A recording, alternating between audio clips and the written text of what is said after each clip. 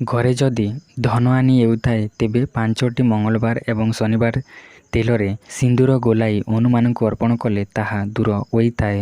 ଯେଉଁ ଘରେ ସ୍ୱାମୀ ଏବଂ ସ୍ତ୍ରୀଙ୍କ ମଧ୍ୟରେ ଖଲି ହୋଇଥାଏ ତେବେ ଘରର ମୁଖ୍ୟ ଦ୍ୱାର କବାଟରେ ସ୍ୱସ୍ତିକ ଚିହ୍ନଟି ସିନ୍ଦୁରରେ ଆଙ୍କିବା ଦ୍ୱାରା ସମସ୍ତ କଲି ଝଗଡ଼ା ଦୂର ହୋଇଯାଏ। ସୂର୍ଯ୍ୟଙ୍କୁ ଅର୍ଘ୍ୟ ଦେଲାବେଳେ ଜଳରେ ଅଳ୍ପ ସିନ୍ଦୁର ପକାଇବା ଦ୍ୱାରା ଶୁଭ ହୋଇଥାଏ ଏବଂ ଘରେ ସୁଖ ସମୃଦ୍ଧି ବୃଦ୍ଧି ହୋଇଥାଏ। ମଙ୍ଗଳବାର ଦିନ କେବେ ବି ପଇସା ପତ୍ରର ଲେନଦେନ କରିବା ଉଚିତ ନୁହେଁ କିମ୍ବା ପ୍ରସାଧନ ସାମଗ୍ରୀ କିଣିବା ଉଚିତ ନୁହେଁ, ଏହା ଅଶୁଭ ହୋଇଥାଏ।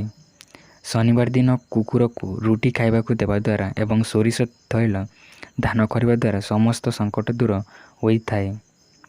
ଗୋଟିଏ କାଚ ପାତ୍ରରେ କିଛି ଲୁଣ ରଖି ଘରର ଯେକୌଣସି କୋଠରୀରେ ରଖିଲେ ନକାରାତ୍ମକତା ଦୂର ହେବା ସଙ୍ଗେ ସଙ୍ଗେ ସକାରାତ୍ମକତା ବୃଦ୍ଧି ହୋଇଥାଏ। ଘରେ ସୋରିଷ ତେଲରେ ଲବଙ୍ଗ ପକାଇ ଦୀପ ଜାଳିବା ଦ୍ୱାରା ଅଶୁଭତ୍ୱ ଦୂର ହୋଇଥାଏ ଏବଂ ଶୁଭତ୍ୱ ପ୍ରକାଶ ପାଇଥାଏ। ରବିବାର ଦିନ ଗାଈକୁ ରୁଟି ଖୁଆଇବା ଦ୍ୱାରା ସୂର୍ଯ୍ୟଦେବ ପ୍ରସନ୍ନ ହୋଇଥାନ୍ତି ଏବଂ ନିଜର ବାଞ୍ଛିତ ଫଳ ପ୍ରାପ୍ତ ହୋଇଥାଏ। ରବିବାର ଦିନ ଗରିବ ଏବଂ ଅସହାୟ ବ୍ୟକ୍ତିଙ୍କୁ ସାହାଯ୍ୟ କରିବା ଦ୍ୱାରା ସୂର୍ଯ୍ୟଦେବ ପ୍ରସନ୍ନ ହୋଇଥାନ୍ତି ଏବଂ ମନସ୍କାମନା ପୂର୍ଣ୍ଣ ହୋଇଥାଏ।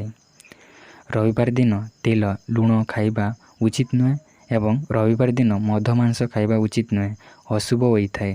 ପ୍ରତ୍ୟେକ ଦିନ ସୂର୍ଯ୍ୟ ନାରାୟଣଙ୍କୁ ପୂଜା କରିବା ଉଚିତ। ଏହାଦ୍ୱାରା ବୁଦ୍ଧି, ବିବେକ, ବଳ, ମାନ ସମ୍ମାନ ଏବଂ ସରକାରୀ ଚାକିରି ପ୍ରାପ୍ତ ହୋଇଥାଏ।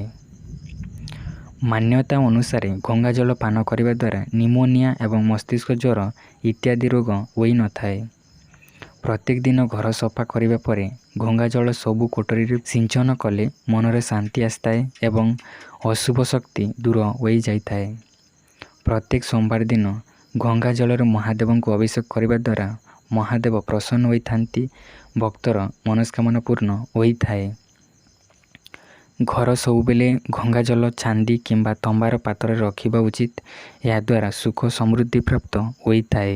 ଘରେ ଗଙ୍ଗାଜଳ ରଖୁଥିବା ସ୍ଥାନ ସଫାସୁତୁରା ରଖିବା ଉଚିତ ଏବଂ ପ୍ରତ୍ୟେକ ଦିନ ପାନ କରିବା ଦ୍ୱାରା ଆମ ଶରୀର ନିରୋଗ ରହିଥାଏ। ଦିନ ସମୟରେ କେବେ ବି ଶୋଇବା ଉଚିତ ନୁହେଁ, ଏହାଦ୍ୱାରା ଆର୍ଥିକ ସ୍ଥିତି ଖରାପ ହୋଇଥାଏ ଏବଂ ଶରୀର ଅସୁସ୍ଥ ହେବା ସହିତ ଆୟୁ କମି ଯାଇଥାଏ। ମୁଣ୍ଡରେ ତେଲ ଲଗାଇବା ପରେ ବଳି ଯାଇଥିବା ତେଲ ଦେହରେ ମାରିବା ଉଚିତ ନୁହେଁ, ଏହାଦ୍ୱାରା ଶରୀର ଅସୁସ୍ଥ ହୋଇଥାଏ। କେବେ ବି ବାମ ହାତରେ ପାଣି ପିଇବା ଉଚିତ ନୁହେଁ କିମ୍ବା ନିବସ୍ତ୍ର ହୋଇ ଗାଧୋଇବା ଏବଂ ଶୋଇବା ଉଚିତ ନୁହେଁ, ଏହାଦ୍ୱାରା ଧନହାନି ଏବଂ ପାରିବାରିକ କଳହ ଦେଖା ଦେଇଥାଏ। କେବେ ବି ନିଜର ମୁଣ୍ଡକୁ ଦୁଇ ହାତରେ କୁଣ୍ଡାଇବା ଉଚିତ ନୁହେଁ, ଏହାଦ୍ୱାରା ଅଶୁଭତ୍ୱ ବୃଦ୍ଧି ହୋଇଥାଏ। ବସିଲା ବେଳେ କିମ୍ବା ଶୋଇଲା ବେଳେ କେବେ ବି ଗୋଡ଼ ଉପରେ ଗୋଡ଼ ରଖିବା ଉଚିତ ନୁହେଁ, ଏହାଦ୍ୱାରା ଧନ ଏବଂ ଆୟୁ କମିଯାଏ। ମଣିଷ ଶରୀରର 70% ପାଣି ହୋଇଥାଏ, ତେବେ ଅଧିକ ପାଣି ପିଇବା ଦ୍ୱାରା ଶରୀର ସୁସ୍ଥ ରହିବା ସହିତ ଅନେକ ରୋଗ ଦୂର ହେବାରେ ସାହାଯ୍ୟ କରିଥାଏ। ସ୍ୱଚ୍ଛ ପାଣି ପିଇବା ଦ୍ୱାରା ଗଣ୍ଠି ଜାଗାରେ ଚିକ୍କଣ ରହିଥାଏ, ଯାହାଫଳରେ ଗଣ୍ଠି ଦରଦ କମ୍ କରିଥାଏ। ଗଳା ଯଦି ଦରଦ ହୁଏ କିମ୍ବା ସଂକ୍ରମିତ ହୋଇଥାଏ ତେବେ ଉଷୁମ ପାଣି ପିଇବା ଦ୍ୱାରା ଗଳା ଦରଦ ଦୂର ହେବାରେ ସାହାଯ୍ୟ କରିଥାଏ। ଶରୀରରେ ପାଣିର ଅଭାବରୁ ମୁଣ୍ଡବିନ୍ଧା ସମ୍ଭାବନା ଥାଏ, ତେବେ ଉଷୁମ ପାଣି ପିଇବା ଦ୍ୱାରା ମୁଣ୍ଡବିନ୍ଧା ଦୂର ହୋଇଥାଏ। ସ୍ୱଚ୍ଛ ପାଣି ପିଇବା ଦ୍ୱାରା ଏସିଡ଼ିଟି ସମସ୍ୟା ଦୂର ହେବାରେ ସାହାଯ୍ୟ କରିଥାଏ ଏବଂ ପେଟ ସଫା ରଖିଥାଏ।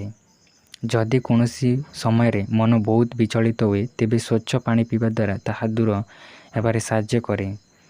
ଉଷୁମ ପାଣି ପିଇବା ଦ୍ୱାରା ଶରୀରରୁ ରାସାୟନିକ ପଦାର୍ଥ ବାହାରି ଯାଇଥାଏ ଏବଂ ରୋଗ ପ୍ରତିରୋଧକ ଶକ୍ତି ଠିକ୍ ରହେ। ସକାଳୁ ଉଠିଲା ପରେ ଉଷୁମ ପାଣି ପିଇବା ଦ୍ୱାରା ଆଖି ଉପରେ ବହୁତ ଭଲ ପ୍ରଭାବ ପକାଇବା ସହିତ ଦୃଷ୍ଟି ଶକ୍ତି ଠିକ୍ ରହିଥାଏ। ଯେଉଁ ଲୋକମାନେ କିଡ଼ନୀରେ ଷ୍ଟୋନ୍ ହୋଇଥାଏ ସେମାନେ ଅଧିକ ପାଣି ପିଇବା ଦ୍ୱାରା ତାହା ପରିସ୍ରାରେ ବାହାରି ଯିବାରେ ସାହାଯ୍ୟ କରିଥାଏ। ଶୋଇବା ପୂର୍ବରୁ ଅଧ ଗ୍ଲାସ ପାଣି ପିଇବା ଉଚିତ। ଏହାଦ୍ୱାରା ହୃଦୟ ସୁସ୍ଥ ରହେ ଏବଂ ରାତିରେ ହୃଦଘାତ ସମସ୍ୟା କମ୍ କରିଥାଏ। ଦ୍ୱିପ୍ରହର ସମୟରେ ଖାଦ୍ୟ ଖାଇବାର ପୂର୍ବରୁ 2 ଗ୍ଲାସ ପାଣି ପିଇବା ଉଚିତ। ଏହା ହଜମ ଶକ୍ତି ମଜବୁତ କରିଥାଏ। ସକାଳେ ଗାଧୋଇବା ପରେ 1 ଗ୍ଲାସ ପାଣି ପିଇବା ଉଚିତ। ଏହାଦ୍ୱାରା ରକ୍ତଚାପ ନିୟନ୍ତ୍ରଣ ରଖିବାରେ ସାହାଯ୍ୟ କରିଥାଏ। ଖାଦ୍ୟ ଖାଇବାର ତୁରନ୍ତ ପରେ ପାଣି ପିଇବା ଉଚିତ ନୁହେଁ। ଏହା ହଜମ ଶକ୍ତିକୁ ଦୁର୍ବଳ କରିଥାଏ। ତେଣୁ ଖାଦ୍ୟ ଖାଇବାର କିଛି ସମୟ ପରେ ପାଣି ପିଇବା ଉଚିତ। ଜଳ ମାଧ୍ୟମରେ ପୁରା ଶରୀରରେ ଭିଟାମିନ୍, ମିନେରାଲ ଏବଂ ଗ୍ଲୁକୋଜ୍ ପ୍ରବାହିତ ହୋଇଥାଏ ଏବଂ ପାଚନ କ୍ରିୟା ମଧ୍ୟ ହୋଇଥାଏ। ଅଧିକ ପାଣି ପିଇବା ଦ୍ୱାରା ରକ୍ତ ସଞ୍ଚାଳନ ଉତ୍ତମ ରୂପେ କାର୍ଯ୍ୟ କରିଥାଏ ଏବଂ ହୃଦଘାତ ସମ୍ଭାବନା କମ୍ ହୋଇଥାଏ। ଅଧିକ ପାଣି ପିଇବା ଦ୍ୱାରା ହାଇପର ଟେନସନ୍, ମୂତ୍ରାଶୟ ସମସ୍ୟା ଏବଂ ପାକସ୍ଥଳୀରେ ସମସ୍ୟା ଦୂର ହୋଇଥାଏ। ଅଧିକ ପାଣି ପିଇବା ଦ୍ୱାରା ଶରୀରରୁ କ୍ଷତିକାରକ ପଦାର୍ଥ ସହଜରେ ବାହାରି ଯାଇଥାଏ। ଏହାଦ୍ୱାରା ଆମ ଶରୀର ସୁସ୍ଥ ରହିଥାଏ। ଅଧିକ ପାଣି ପିଇବା ଦ୍ୱାରା ଅଧିକ ଖାଦ୍ୟ ଖାଇବାର ଇଚ୍ଛା କମ୍ ହୋଇଥାଏ। ଏହାଦ୍ୱାରା ଆମ ଶରୀରରେ ଓଜନ ସନ୍ତୁଳିତ ରଖିବାରେ ସାହାଯ୍ୟ କରେ। ଅଧିକ ପରିମାଣରେ ପାଣି ପିଇବା ଦ୍ୱାରା ଏକାଗ୍ରତା ବୃଦ୍ଧି ପାଇଥାଏ ଏବଂ ମସ୍ତିଷ୍କ ଭଲ ଭାବରେ କାର୍ଯ୍ୟ କରିଥାଏ ଏବଂ ହଜମ ଶକ୍ତି ବଢ଼ାଇଥାଏ।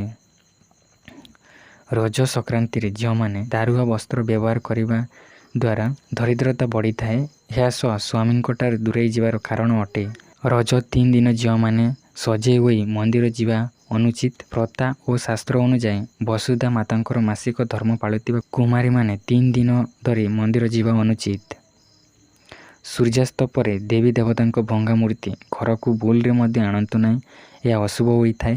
ଏପରି ମୂର୍ତ୍ତି ଘରେ ଥିଲେ ଏହାକୁ ନଦୀରେ ବିସର୍ଜନ କରିଦିଅନ୍ତୁ, ନହେଲେ ମହାବିପତ୍ତି ଘଟିପାରେ।